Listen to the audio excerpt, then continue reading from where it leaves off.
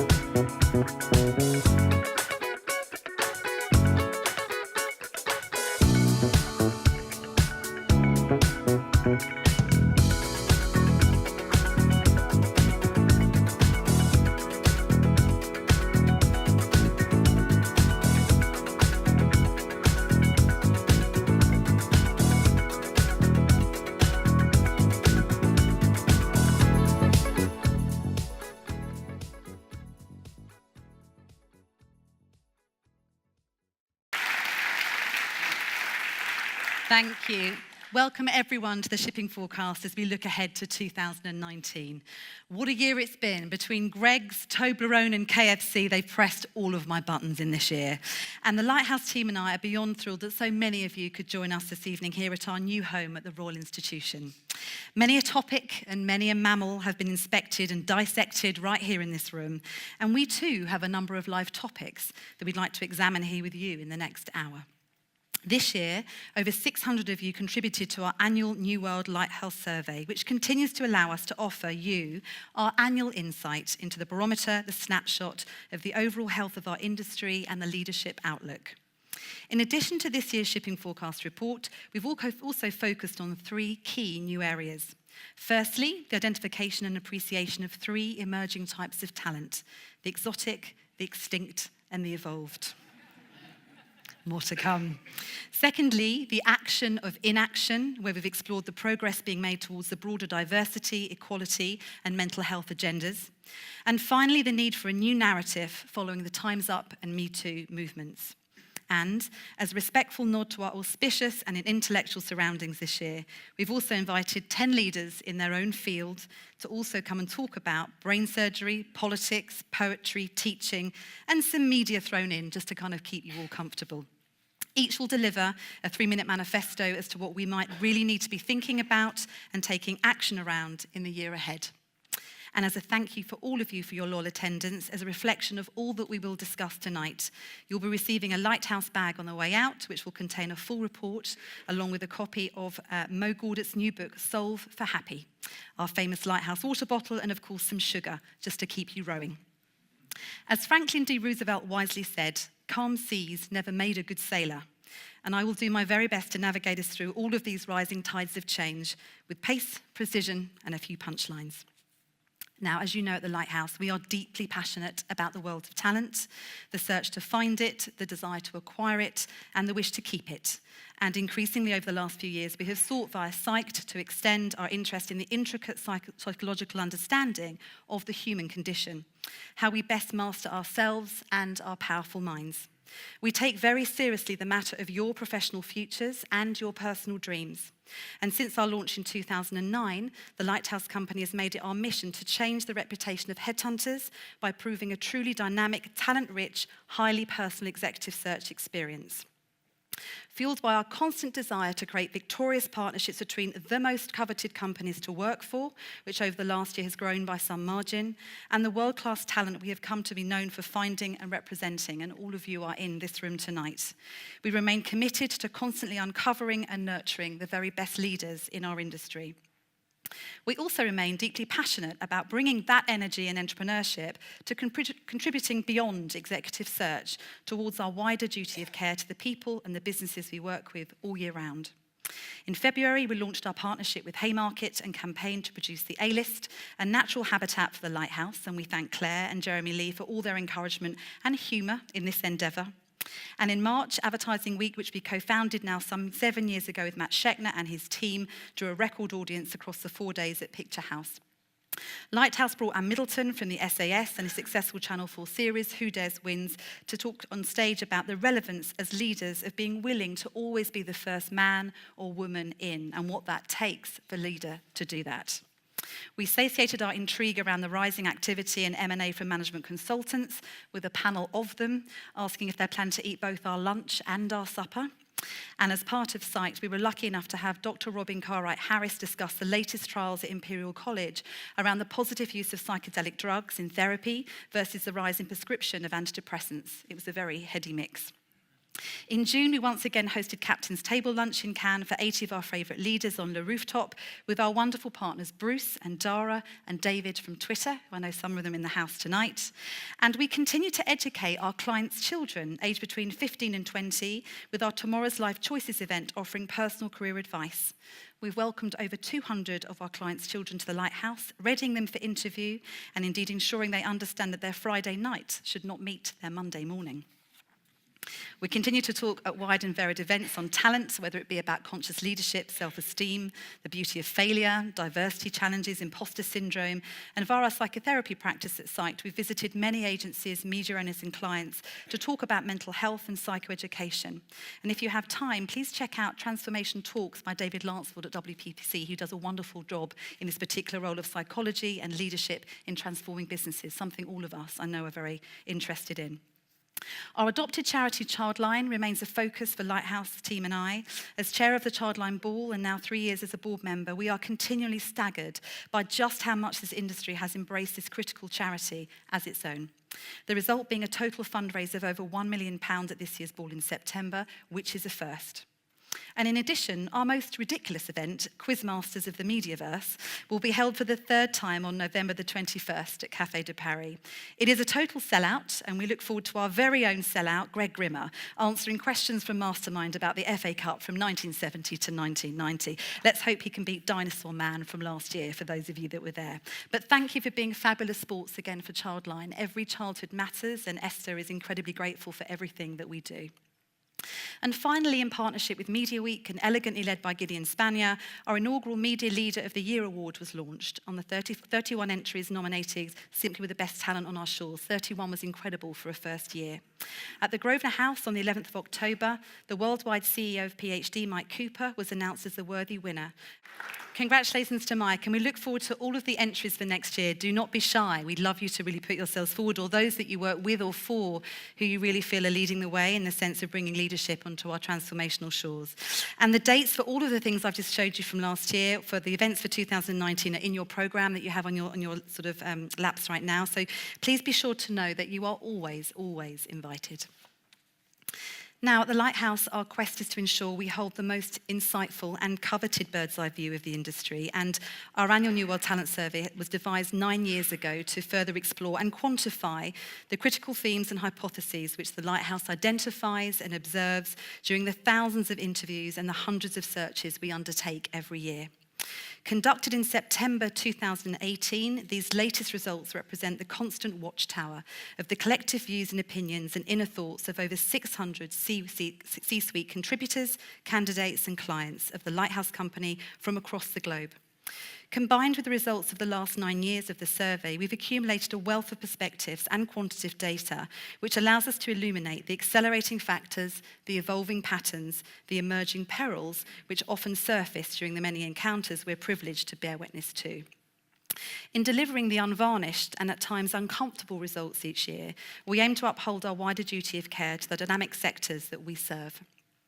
Since the inception, our annual barometer has always served to gauge the collective atmospheric pressure within our industry, arising from both professional and emotional sentiments around topics as vast as commercial growth, culture, and technological advances. This year, the results have never before demonstrated such deep levels of conflict as our contributors struggle to relinquish the well-acquainted past in order to fully realise the wonderment of the new world. On the face of it, our industry's leadership talent remain content, with 66% of respondents considering themselves in some way fulfilled in their current role. In addition, almost half of our participants are excited about the future growth prospects of their company, and 60% of individuals feel their businesses are ready to embrace the new radical future, offering an initially encouraging sense of positivity as leaders look forward. However, a sense of paradox becomes apparent when we discover that half of our respondents reported feeling happier in either a previous role or a previous company, with nearly 80% admitting their companies had compromised their core values for short-term wins in the past year. Sounds familiar? Most notable was a doubling over the last 3 years of those increasingly concerned for the future growth prospects of their organisation. Additionally, 60% of participants have thought about leaving the industry or leaving the business or together setting up their own company. And more disturbingly, 25% of individuals fear redundancy. So there's a clear concern within the market and a sense of growing paralysis and unrest. This is understandable given we're going through an apocalyptic level of change, but the paradox perception is reality.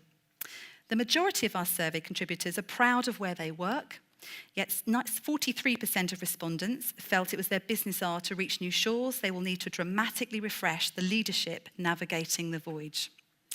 Bravely, 40% of participants admitted harbouring brands, divisions and talent that have come superfluous or no longer additive to the future mission of their business, which no doubt fuels an unprecedented level of anxiety for the industry's emotionally connected leaders.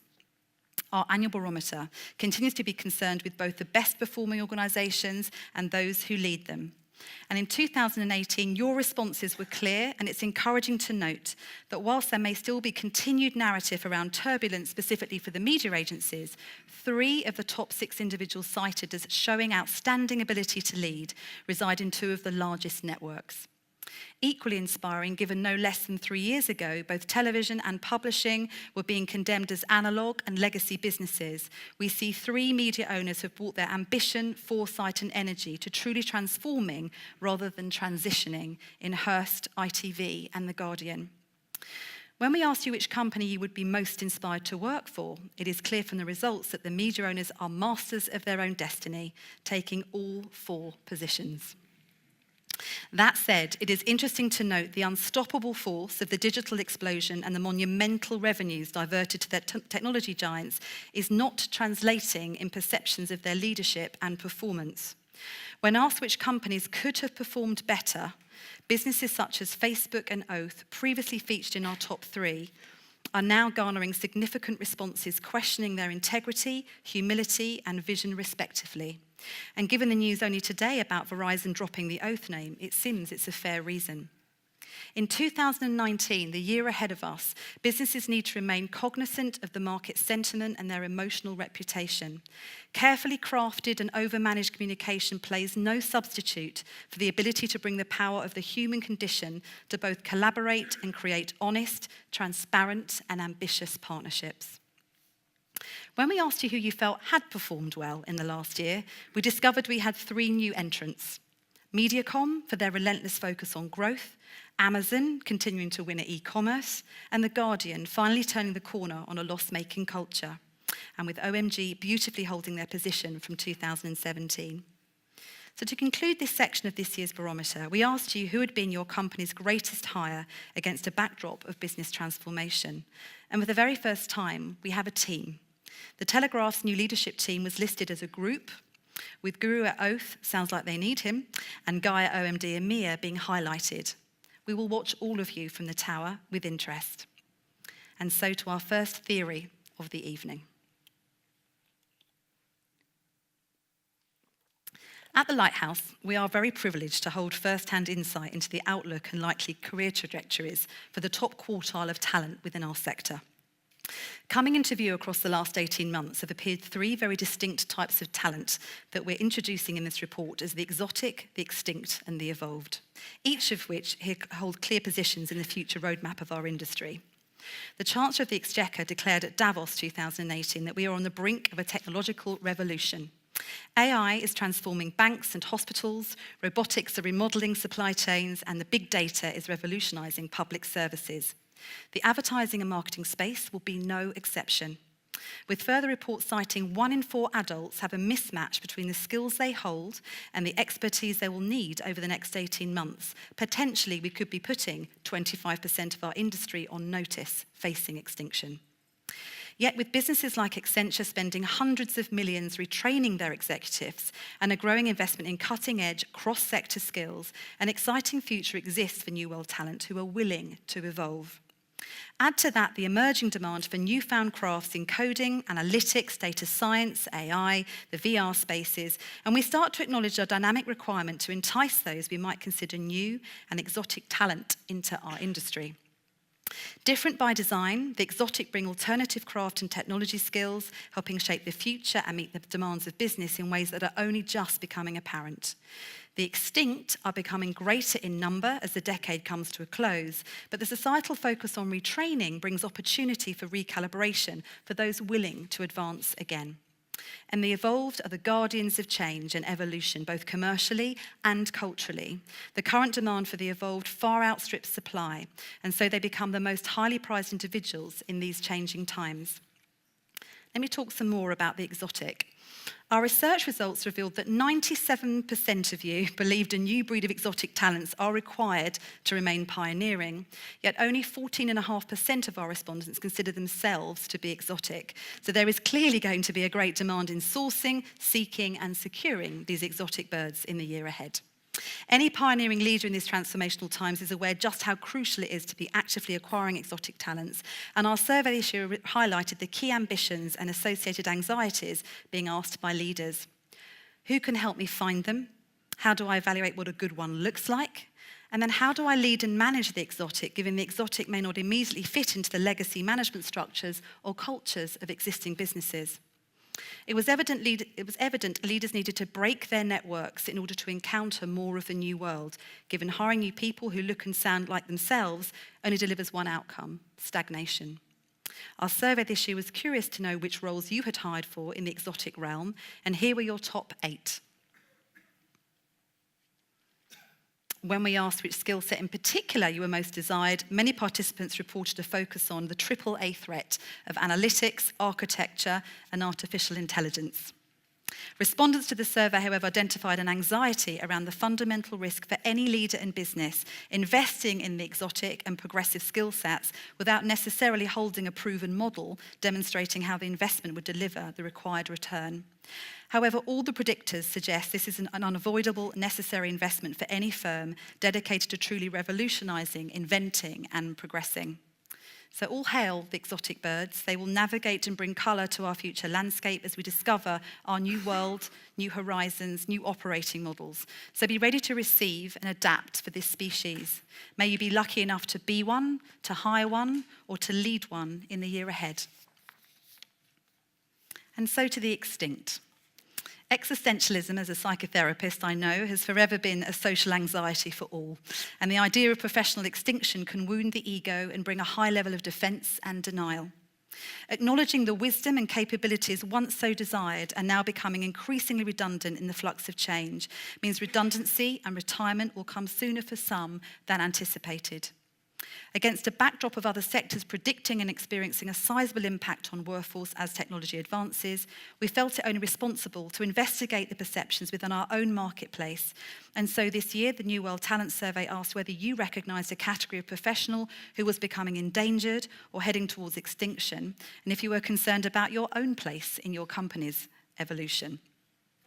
According to analysis by McKinsey, approximately 60% of all jobs could have at least 30% or more of the activities automated, which means automation will change the majority of occupations to some degree, requiring significant job redefinition, transformation, and business process. Former Citigroup chief Vikram Pandit predicts 30% of banking jobs could be wiped out by AI within 5 years. UBS has Amazon's digital assistant Alexa on customer service duty. JP Morgan is using robots, the invisible kind, to execute trades, and Morgan Stanley has an AI fraud detection team. Candidly, 92% of our survey participants held concerns that their company already harbours a number of individuals nearing extinction. Yet rather ominously, less than 2% of our respondents believe themselves to be extinct or nearing this position, a classic "it's you, not me" position. Lighthouse Insight informs us that those facing potential extinction to be nearly 30% of individuals across the next 5 years, something both the industry and each individual should be prepared for. It may explain why the earlier barometer showed the true fear of redundancy being closer to 25%, often coming suddenly, which can be very emotionally difficult to accept. Our industry is not invincible, yet there are ways to future-proof and elongate your relevance within the market. It's about evolving, it's about retraining, it's about re-evaluating, and most importantly, re-energising to become what has emerged as the most desired executive we are tasked with finding at the Lighthouse, the highly prized, evolved leader. Now, evolved leadership has become a term ever present in the briefings that we have to attend to at the Lighthouse Company for numerous C-level searches we undertake last year in the last 18 months or so. Not just for the highly visible CEO positions, but across the wider C-suite that we now service, from CMOs, CROs, and CFO roles that we've become so familiar with, but also to the growing number of CCO, CDO, and CTO executives now sought. Hiring clients are ambitious to seek individuals who can cultivate and retain relationships built on offering higher strategic and deeper executional business advice along the entire customer journey via complete communication spectrums. It has become increasingly apparent that these are the elite forces for any management team on executive boards that they now need to talk cross-function, cross-platform, cross-vertical with ease and with authority. With the likes of IPG acquiring Axiom, Dentsu now embedding Merkle, ITV offering creative advertising services along with airtime, and the And partnership, for example, delivering truly full-service offering to clients such as TalkTalk, the urgent need for these hybrid leaders who can just not hold CMO but CEO-level conversations, and to be frank, organically grow the capability spectrum and therefore fees from their clients is rising fast. The New World Talent Survey highlights that 80% of respondents acknowledge there is a demand for evolved leaders. Yet at the Lighthouse, we've noticed a sizable divide between the good, solid global client ambassadors and their specialist creative media or CRM knowledge versus the evolved leaders that we actually seek. Rather disconcertingly, 74% of respondents believe that they are evolved leaders. And yet our lived experience as leading headhunters in this space would gauge 10 to 15% would be a more realistic number. The self-awareness compass may be a little faulty. Those who are evolved are engaged and erudite operators whose conversations can elegantly cover brand strategy, buying capability, data breaches, societal impacts on fake news, metamorphosis of retail, even bringing wisdom and insight to the broader conversations about the future of human consumption and mobility.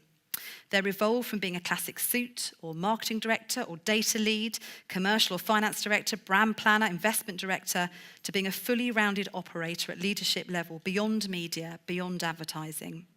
They welcome the possibilities which come with the advances in technology, and they converse about the business of the business, not just the sales and marketing or specialisms of their business.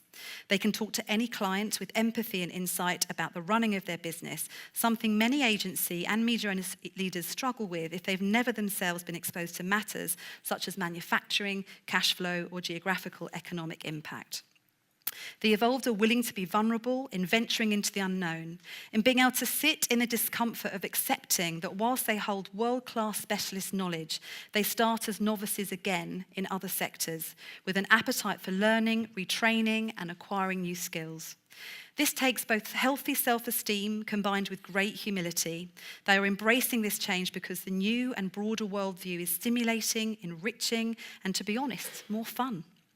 At the World Economic Forum this year, it was concluded that continuous learning lies at the heart of thriving in the context of the fourth industrial revolution. With an estimate of 35% of skills demanded for jobs across industries changing by 2020, it is clear enabling and empowering workers to transform and update their skills is a key challenge for businesses and markets across the globe. The view from the Lighthouse is of a finite number of evolved leaders in our industry right now. There are simply not enough in quantum to purely rely on headhunting or poaching them from competitors. The survey response this year clearly demonstrates that in order to acquire these evolved leaders, you've got to retrain current employees. The beauty of the candid responses from our participants in this year reveals that 30% of businesses in our sector are retraining just under 10% of their workforce.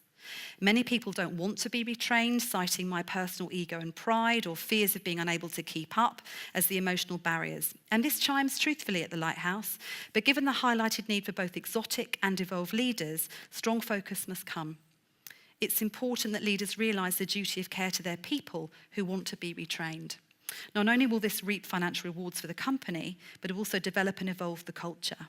The end result being a workforce fit for the future rather than harbouring 25% facing inevitable extinction. We appreciate in reality your highest performing leaders will be focused on delivering current business. Therefore, disrupting their focus with retraining them to further their breadth may present conflict which results in them potentially not being retrained. This is a somewhat myopic approach, given the need to cultivate management teams to become further involved. On the flip side, you're less inclined to invest in retraining those not demonstrating the highest level of promise or ability for fear of failure and low ROI. And so they slowly become extinct. An evolved leader will always find ways of evolving others. They appreciate they have a duty to. So be honest with yourself. Take time to work out how evolved you actually are. Despite the pressures of the short term, your personal evolution is critical. And waste no time in deciding if you're simply going to comfortably drift towards the jagged rocks in your familiar craft, taking on water, or instead whether you're going to seek to acquire the knowledge necessary to adroitly navigate across shipping lanes, bringing longevity and adventure to your voyage. And so to our second theme.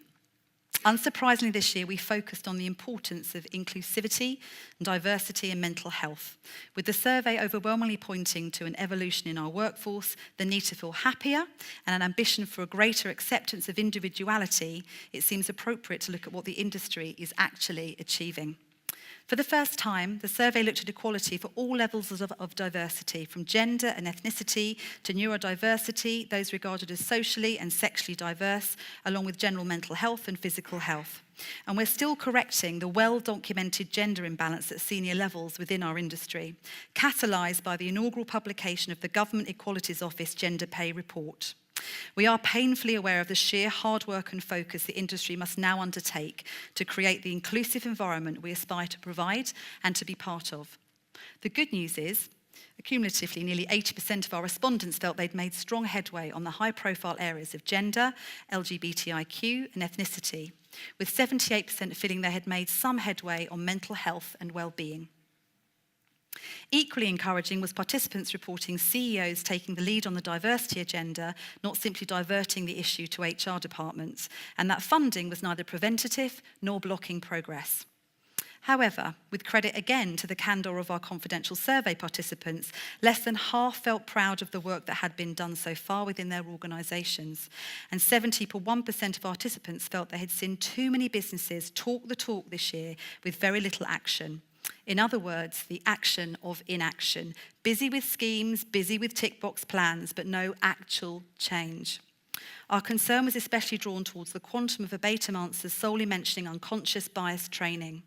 If this is representative of the main activity in any company, it shows an industry still gravely behind the curve. Critical facets of the inclusivity agenda, such as disability, age, neurodiversity, and social diversity, appear to be far greater challenges with incredibly low scores. This was especially true when we studied the data around the mental health arena.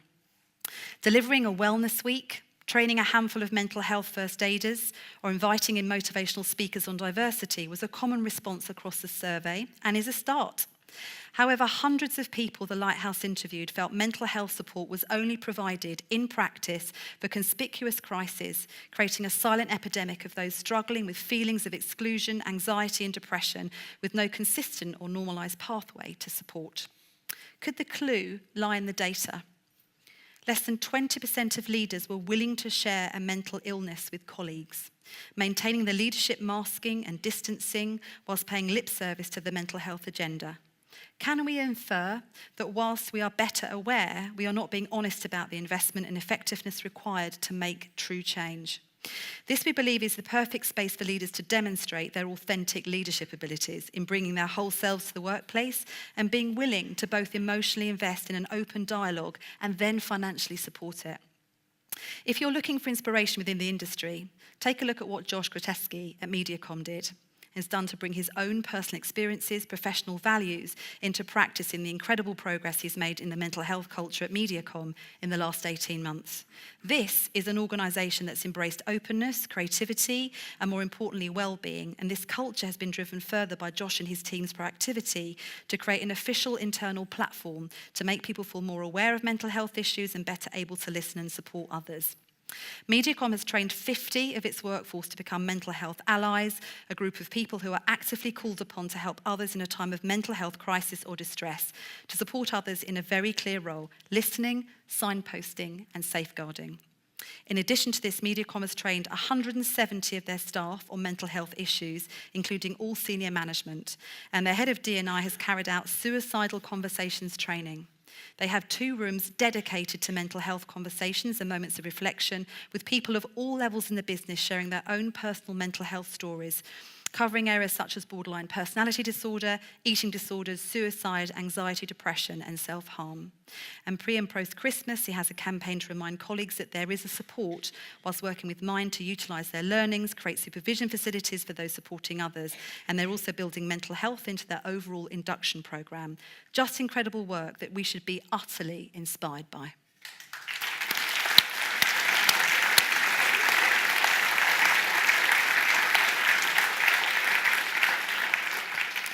So inclusivity of all types in the workplace is no longer a nice to have, it's a must have. When we hear of a company willing to drop a point of margin to invest in meaningful and actionable programs around both the diversity and mental health agendas, we may see a start of the level of change that's required. As we write the 2020 forecast in 12 months' time, we will be seeking to discover behavioural changes in place to dispel the myths and associated stigmas and observe a truly top-down, open dialogue about the spectrum along which we all oscillate with feelings of inclusion and our own mental health. Beware the action of inaction. I'm very delighted and honoured to welcome 10 exceptionally talented leaders to the shipping forecast this year, each offering their own personal 3-minute manifesto focused on what we all need to be aware of, concerned about, and indeed inspired by as we look to take action in the year ahead. Without any further ado, I'm thrilled to welcome our first leader to the stage, Dr. Colin Light, the UK Digital Consulting Leader and Partner at PwC and.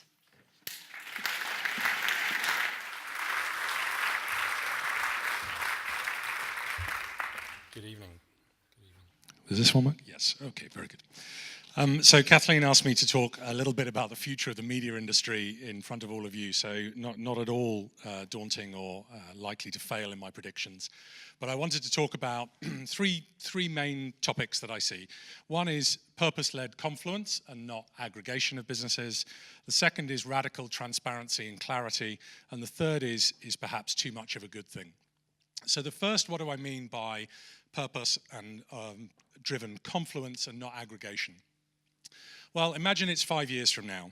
A large number of consultancies have written off the huge investments they've made in acquiring agencies. A large number of agencies have decided that it was folly to get into the world of consulting. A large number of systems integrators have actually got rid of the hundreds of thousands of offshore development and actually moved a lot of that development onshore. And we've also seen perhaps one or two mega alliances between the worlds of agencies and consultancies and or professional services, perhaps even some large multi-billion-dollar acquisitions. And so why is that? Well, we've seen lots of talk, and indeed Kathleen asked me to present on a panel about the evil nature of consultants acquiring the agency's lunch. And I think that actually that misses part of the point of where we're trying to get to. And by we, I don't mean consultancies, I mean what are clients asking for?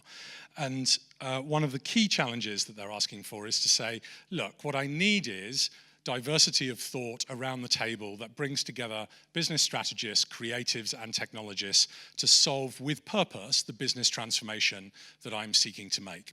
And the single biggest challenge with that model right now is actually a lot of what everybody in the industry, whether it's in media or in consultancy, is doing is acquiring multiple disciplines in order to answer that question.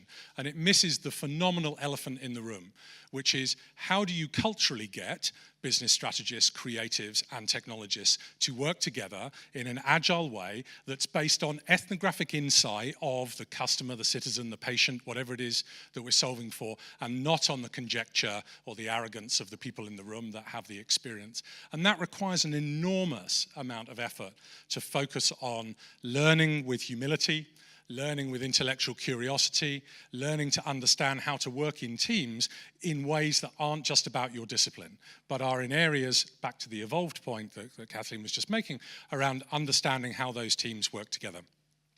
The second area around radical transparency, that we need a world where there is greater clarity in the value that the individual disciplines bring.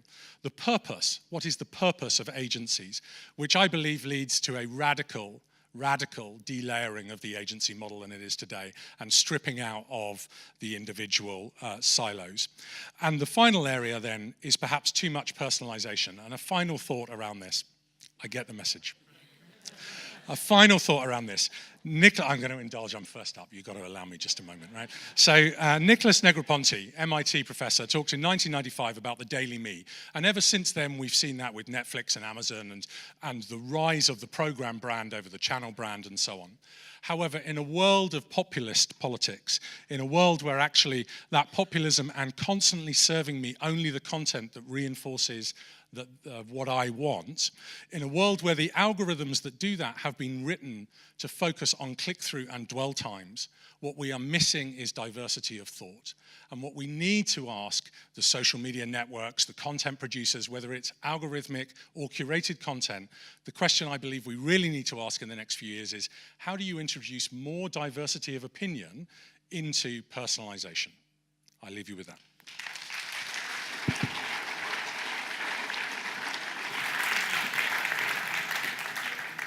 Thank you very much, Colin. Next up, we have the Labour Member of Parliament for Hampstead and Kilburn, Tulip Siddiq, who's heavily pregnant. She also happens to be head of my constituency.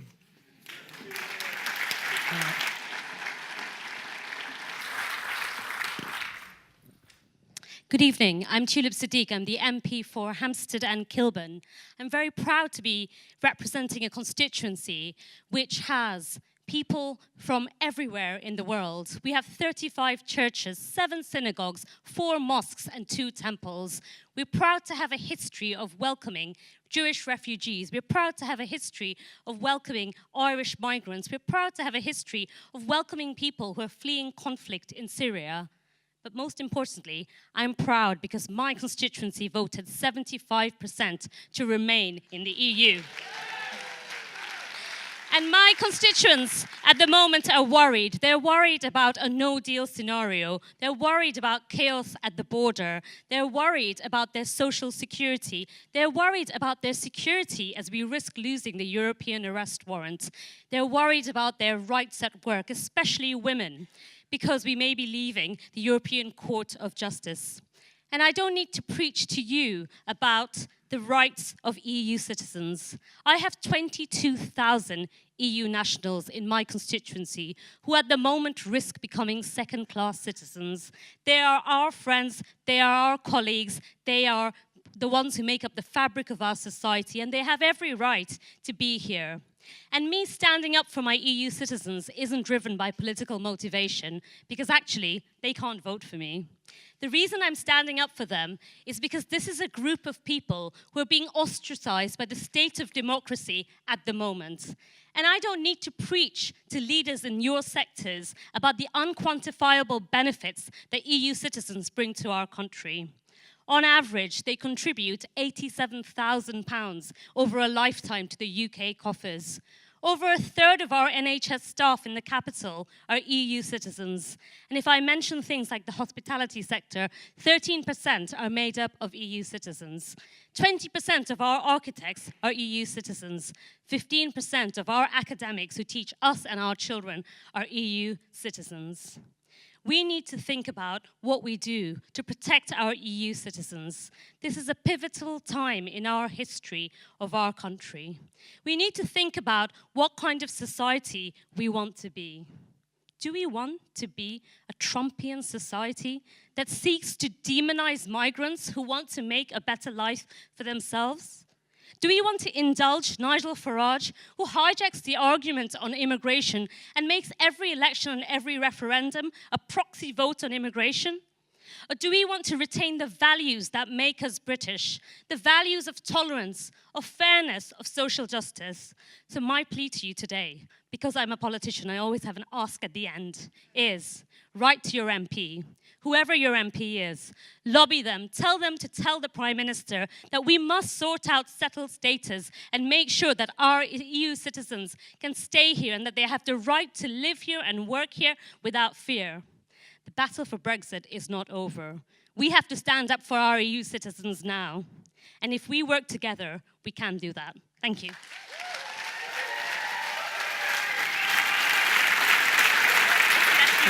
Thank you.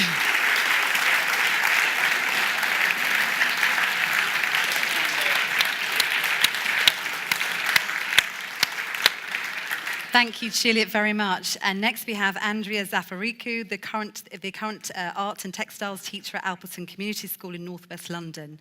Andrea is the 2018 global winner of the Best Teacher in the World, awarded by the Barkey Foundation. Okay, are we sitting up, everyone? Blazers on, bags are right. Okay, so good evening, everyone. It's a pleasure to be here. Now, I have got a serious problem that I need your help with, and the problem that we have is the fact that I'm passionate about the arts and the creativity, but it's going. It's going in our schools. The arts are being squeezed out of our curriculum, as you know. We have had this year we had 40,000 less students taking up the arts. We have had approximately 27% less students taking up subjects such as art, 67 less taking up drama. Very soon we won't have drama departments. Very soon we will not have music departments. Why? What do these subjects bring? I don't need to tell you because you get it, but our subjects bring things like confidence. They are inclusive. They help students with perseverance skills. They help with failure, getting back on board, making sure that we problem solve. Now, what can we do about this? What I've done, I've done a very small fix. I've recently won, I don't know if you know, but about $1 million apparently was given to me. So I've decided to set up a charity. The charity's name is called AIR. This is not going to solve the problem, but this is very important. What I'm doing is helping to get the arts back into school. I'm helping by connecting artists of all genres, music, dramas, to come into schools to work with our students, especially in deprived schools, because we know we have got an amazing amount of talent there, but our kids don't know it. They don't know what it's like to be and work as an artist. They don't know what a textiles designer does. We need to make sure we open their eyes. When the bots come very soon, in 5-6 years' time, all of the employers, yourselves, you'll be saying, I need the creatives, where are they? I'm sorry, they're gone.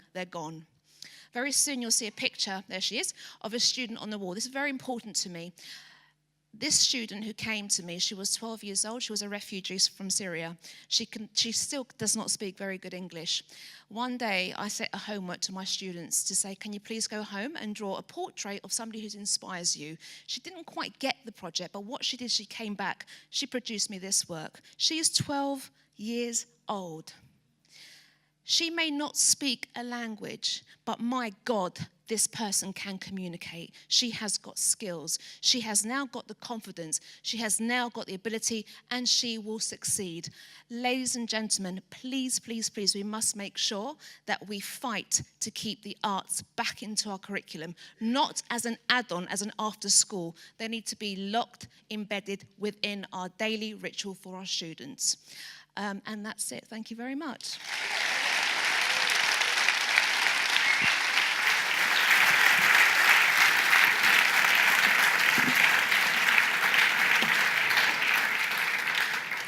Thank you, Andrea.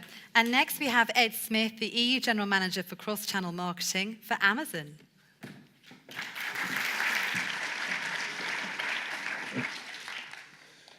Get out of my way, you annoying slow walker.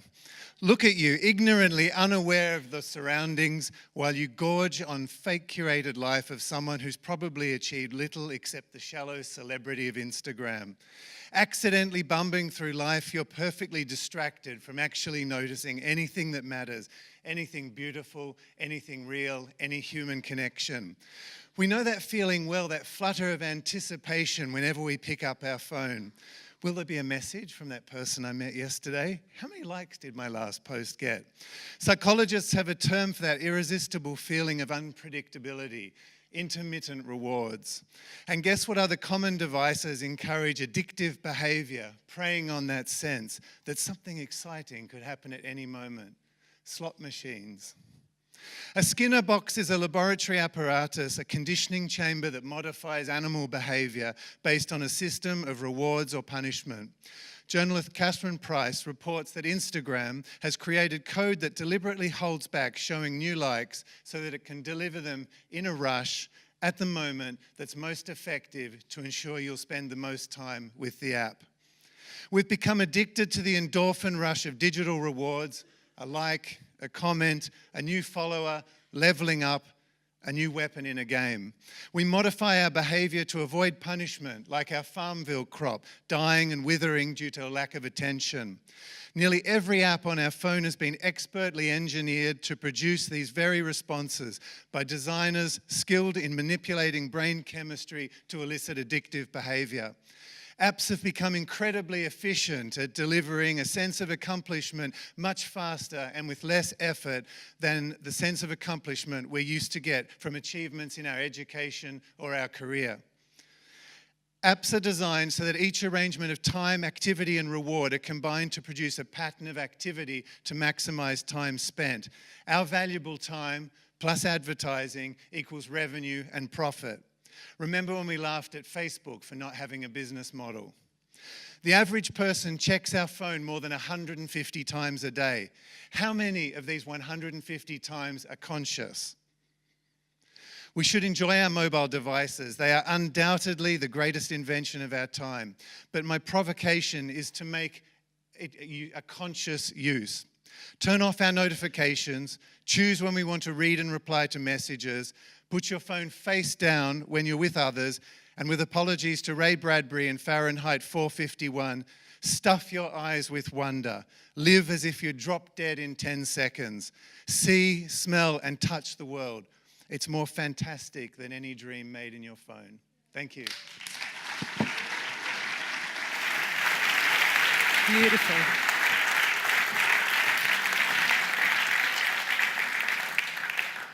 Thank you, Ed, very much. Next, Sir Martin Sorrell, Executive Chair of S4C Capital, needs no introduction. He's on film, and ironically, it's quite short. So I understand you've been talking about evolved, extinct, or exotic leaders. I'm not sure which category I fit in. I probably prefer to be an exotic, certainly not want to be an extinct. Maybe I'll end up in evolved, because we're evolving things at S4 Capital, putting in an ad for what I'm doing now. And I hope that S4 will be making its moves beyond content, which is where we started with Media Monks, into other areas fairly rapidly. So that's the evolution. Maybe we should call it revolution, because I don't think radical evolution is a beating heart. I think it has to be stronger than that. And certainly, as we probably enter another recession, maybe within the next couple of years, the US economy is very strong at the moment. Maybe some people argue it may be a little bit too strong. So we're bound to have some sort of financial correction at some point in time. At that point in time, when the tide goes out, all boats are exposed. So these areas of content, of data, and last but not least, media planning and buying, are really important. They're faster, they're better, and they're cheaper. And that will become even more important as we progress and the economy develops in the way that we think is going to happen. So thanks, have a wonderful evening.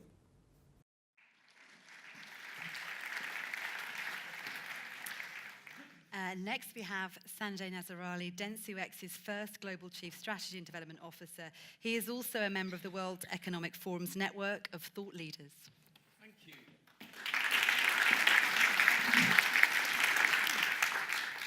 I might use these notes because that last act is quite a hard one to follow. This data thing that we all talk about, I think we've got it a bit wrong. And I think it might be the end of marketing if we're not careful. For once, I'm actually not going over the top here. Marketing at its heart is such a simple task in some ways. We have a thing, call it a product, a service, don't care. We have a person, you can call it a consumer, as some of us used to do. And our job is just to make them fall in love, or at the very least fall in like. And that's why, in a sense, our industry has been populated by brilliant persuaders, seducers, matchmakers. Give me a little bit of your time, and I will engage you to such an extent that it'll actually unlock your wallet a little bit. Now, in this context, the world of data should be fantastic for us, because what we should be doing is saying, hey, I can understand those people a little bit better. I can know them a bit more intimately, and through that knowledge, I can become an even better seducer. This is amazing. It's like Nielsen and a focus group on steroids. And guess what? Even better, we can activate against it.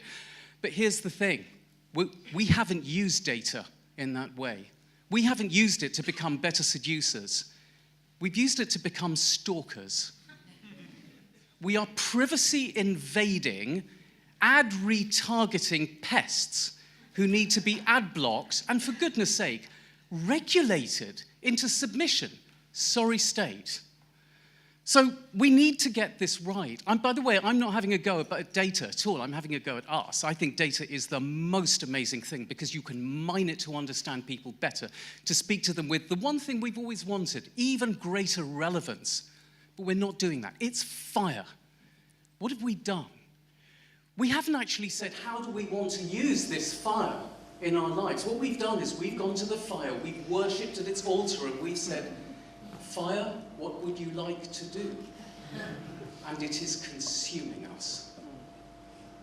We have taken this thing called marketing judgment, understanding, seduction, and persuasion, and we have put it into the hands of data scientists. Not being rude about them, but they were not trained as us. They were not trained to build love or like affairs between people and things. Now, there are two sources of hope that I can see, because this is a shipping forecast, that are out there on the horizon, and I think every single one of us in this room needs to be championing these things next year as we head into the future. And the first of those is the increasing number of clients that I see on a daily basis who ask me, why? Not, who's my audience? What's the demographic? Where are they? What are they doing? When are they doing it? But why should they love what I do? And that question isn't answered by data. That question is answered by marketing judgment. And the second thing, just to close off on that gentleman that some of us have heard of who preceded me, people are starting to invest in that thing called creativity again and catapulting it back into the heart of our industry. We need to do that. Next year, as we all move on into this, we need to ask the question why, and we need to go and find more strange Dutch creative monks.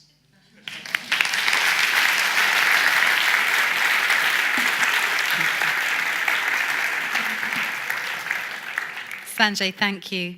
Now we have Kate Ward, the Executive Vice President for Refinery 29's international business, the leading digital media and entertainment company focused on women.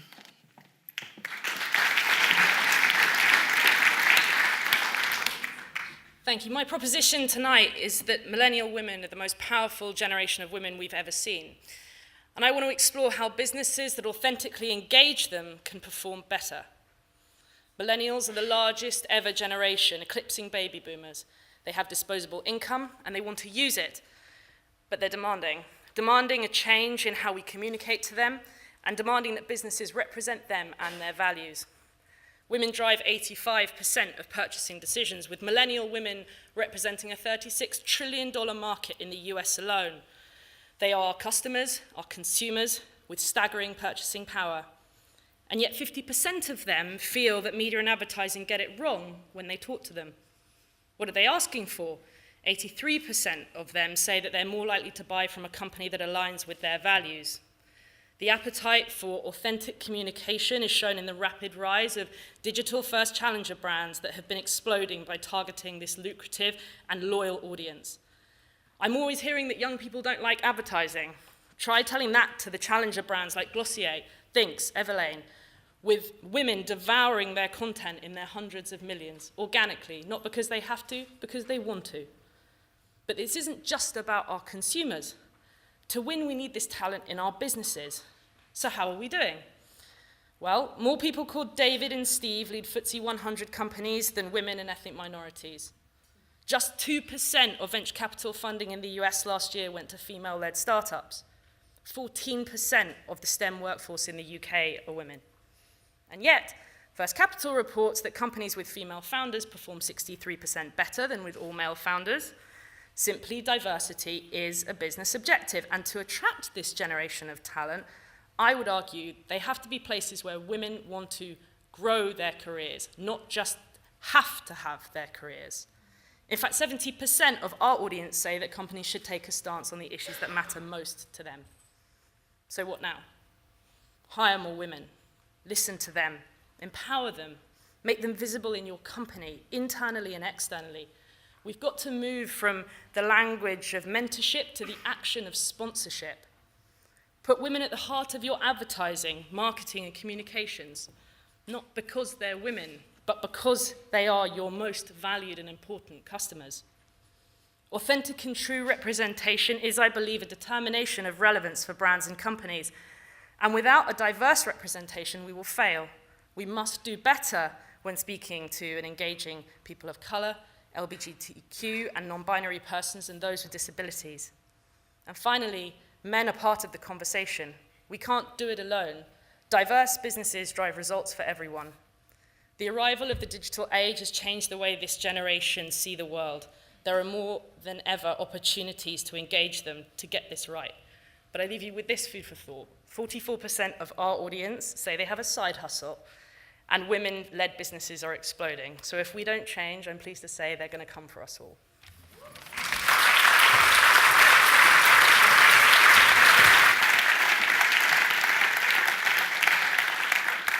Thank you, Kate. Next, Kevin O'Neill, consultant neurosurgeon at Charing Cross Hospital.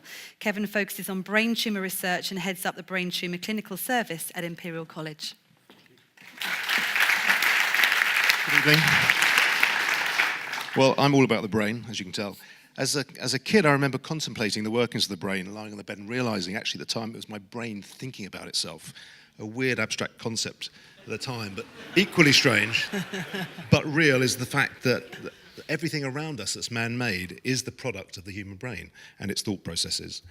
And the brain has become immensely capable, as you can see here tonight, through years of evolution, moulded mainly by its environment, but now it's our brains that are moulding its environment more rapidly than the evolutionary process, which creates a problem, because evolution has built in constraints into the brain, which are essential for survival.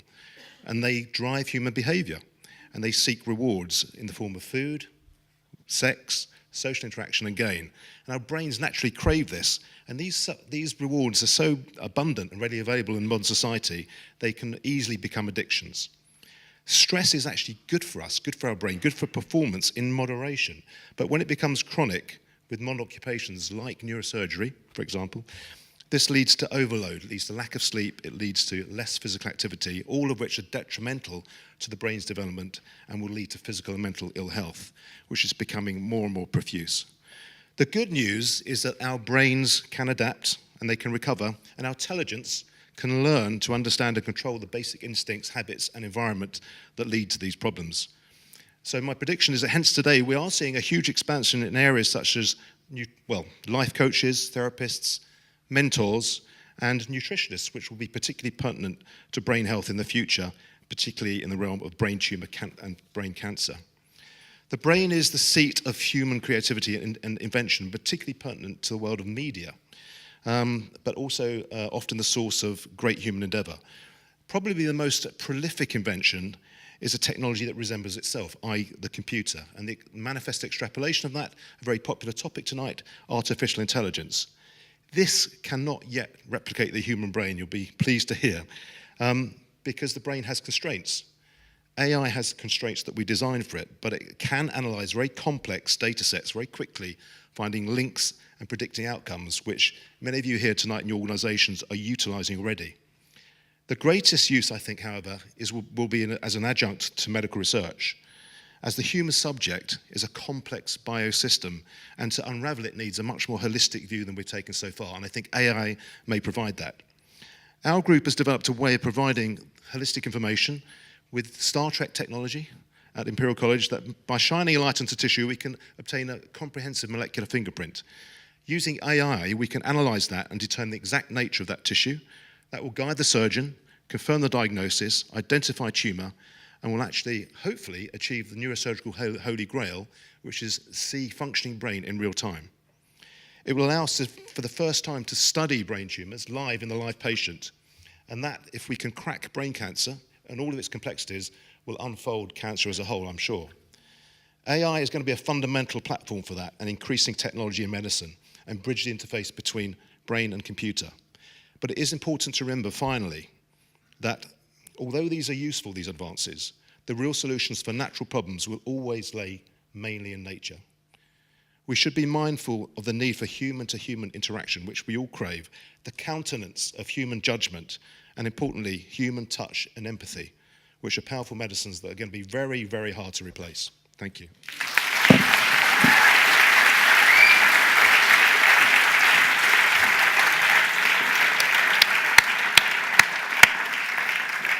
Thank you, Kevin. Next, we have Hussein Manawir, poet, activist, speaker, artist, campaigner, friend.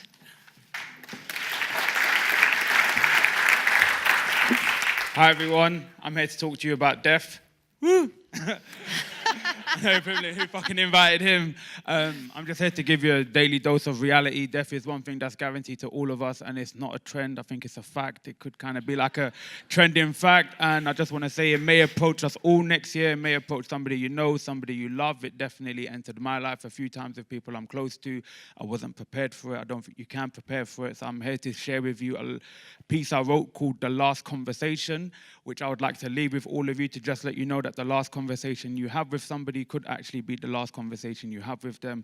So please let it be healthy, let it be nice, because that will allow you to grieve appropriately, if that is even a thing. It's about my mum. She's chilling by heaven's gates. I'm wondering who's my mum's heaven's mates, if that's even a thing, or if it's white robes and rivers of fruit with everything. God knows. No, get it. God knows.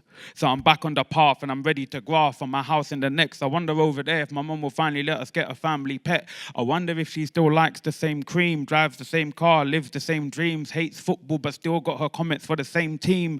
I wonder if she still remembers when I turned 18.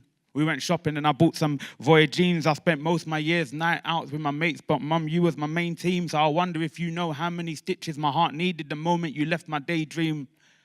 I patched it myself. It's like you dragged me to the school of life. I swear you was there yourself, and the teachers were strict and the lessons were hard, and every class started with, okay, you lot, we know you got scars. But you was right, Mum. When your parents leave, no one cares. I cry at night, Mum, and you know what? No one's there. But I just want you to tell me what it's like over there, and if you're all right over there, because I know if I ask you, you will ask me, and right now, Mum, I'm not all right over here. And I know you hated coming to the attic, but there was a way I would hear you climb the stairs and you'd open my door at a specific speed. Ready with the ability to handle every need, knowing what it was without having me to speak, knowing when I'm awake and when I'm meant to be asleep. And you knew I wasn't smart enough to cheat, but some reason you let me fail at every defeat because you knew I could do it. You see, the moment you left, I began to pursue it. And now every night I get through it. So I just send a prayer to the sky. I don't even ask God why. I just take my time. I say, yo, tell her I'm fine. Because I know if it's hurting me, it must be hurting you. And it's not just me. There's a few more of us over here who'd like to have their last conversation too. I've got 30 seconds left, so I'm just going to say, listen, I'm available if any of you want to book me. Yeah? I'm just going to say that right now. I guess I'm going to be one of them, like... Kathleen can hook that up, you know. She cool, we cool. I guess I'm one of them exotic creatures that comes out of East London. You know, we dress like this. I got fly trainers and yeah. Thank you very much. But seriously, yeah, death do us part. Thank you.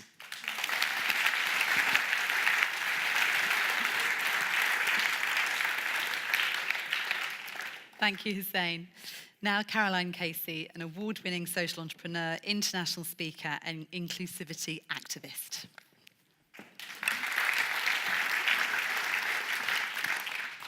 Give me 2 seconds before we start that clock. My dad died unexpectedly 2 years ago. He had a mantra, be yourself and fuck the bastards. It was his last conversation. It was through his unexpected death that I had the courage to chase a dream that I have held inside me for so long. Leonard Cohen's quote is, it's the cracks where the light gets in. I bought this jacket in the cracks. These two wings are the angels on my back, but they are the symbols of something I believe in. The freedom to be ourselves, the magic of possibility and connection. These are the symbols of this dream I launched last year in August 2017. It was a global call to action for business and disability, and it was in Colombia on the back of a horse after riding 1,000 kilometers. This was our manifesto. It was called Valuable. The crazy truth, the potential and value of 1 billion people living with a disability is largely untapped because the old world order did not look beyond the disability to see their potential, their value. The order is efficiently redundant. The next generation are ripping up labels and insisting on inclusion and diversity. We believe that everybody is equally unique and valuable. We believe that when people with a disability are excluded, we all lose out. We believe that inclusive business creates inclusive societies. We co-create this new world order where every human is valued equally. It's about time. We are valuable. We exist to spark an inclusion revolution that puts disability equally on the global business agenda. And I was born registered blind. But my parents didn't tell me. They didn't believe in labels. They thought that would clip my wings. They don't believe that a human being should be defined by one aspect of their personality. They brought me up as a sighted child. I had no idea. I was blind to the truth. At 17, when I went to get my motorbike license, I found out. This was the time that I consciously did my first act of discrimination and fraud. I chose not to be disabled. I did not want it. I chose to be another human being. And for 11 years, I continued to do so. Just going into 2000, I was 28 years old, I came out of the closet and I began this work and I became wholly myself. 18 years, here are the facts. 1.3 billion people live in the world with a disability, but it will affect every single one of us. 80% of that 1 billion is acquired between the ages of 18 and 64. 80% of that is invisible. And 50% more likely less to get a job, 50% more likely to be in poverty. This issue of 1.3 billion people is the most collectively marginalized, discriminated group in the world. But there is a solution, and the greatest force on this planet can change it, and that is business. Disability is the new green. It is a strategic driver and opportunity that we just don't see just yet. It is an opportunity for brand. It is opportunity for retention and acquisition of next generation talent, and it's an acquisition to a new 9 trillion market. With Valuable, we will, with Paul Pullman, Janet Riccio, Omnicom, the Virgin Media Group, will be going to Davos with the greatest leaders, platforms, and brands to create the Valuable 500. from Davos 2019, historically rewriting this narrative. This is not about charity. This is about business. This is not about diversity. This is about leadership. This is not about CSR. This is about creativity, and it is about marketing. I just ask you with this one thought is, do you really want to have a world about a la carte inclusion? Do you really believe it's okay that we say we're not doing disability this year? Do you really believe that it is okay that we pitch one identity agenda against the other? Not at all, because the only thing that makes us the same is that we are different. I so deeply want to create a world where every single one of us belongs and can fully be themselves, because honestly, to hold a story inside yourself, the agony of not being able to be you, is painful. Let us create a world where everyone experiences freedom, the magic of possibility, and love. I am proud of these wings. Thank you, Dad.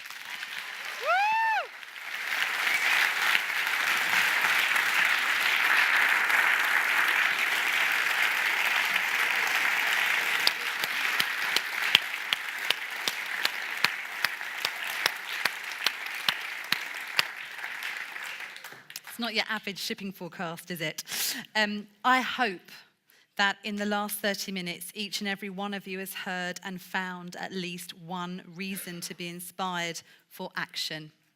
We may only be here once, and we need to make it matter. I thank all 10 of you for contributing to tonight's shipping forecast. Incredible.